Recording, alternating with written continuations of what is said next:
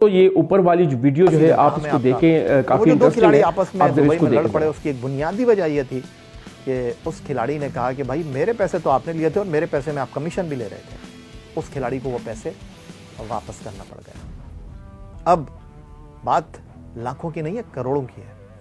यहाँ पर सूरत हाल ये है कि जो मेरे पास इत्तलात हैं, कुछ खिलाड़ियों को 2-4 करोड़ वापस भी मिल गए हैं, कुछ खिलाड़ियों को चेक्स दिए गए हैं कि आपके पैसे हम वापस कर देंगे, और कुछ खिलाड़ी जो हैं उन्होंने तो अपना असर और रसूख दिखाया है जी। हाथापाई तक बात गई है और बताया गया है कि हम कहाँ तक जा सकते हैं, हमारे पैसे खामोशी से वापस कर दें, बाकियों के पैसों का मुझे कोई लेना देना नहीं है, आप मेरे पैसे वापस कर दें। तो शायद उनके तो पैसे रिटर्न हो भी जाएं, लेकिन सबसे बड़ा खसारा है 40 करोड़, 35 करोड़ और 25 करोड़ का।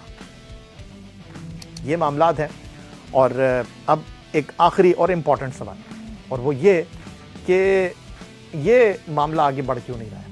देखें, बात आगे जाएगी तो फिर पूछना पड़ेगा, बताना पड़ेगा कि ये पैसे आपने दिए किस तरह। मनी ट्रेल दीजिए, कहाँ से लाएंगे मनी ट्रेल, क्योंकि सारे पैसे तो आपके लगे हुए नहीं हैं। कुछ पैसे आपने अपने दोस्तों से, कुछ बिजनेसमैनों से, कुछ बड़ी शख्सियात से जो हैं वो यहाँ पर लगाए हैं।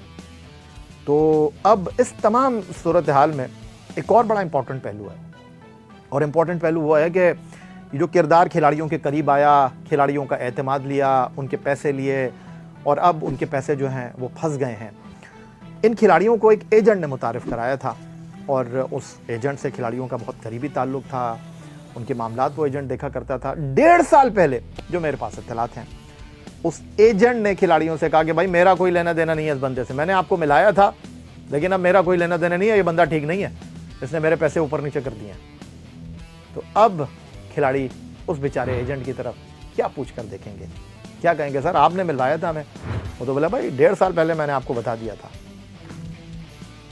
कहानी अभी बाकी है।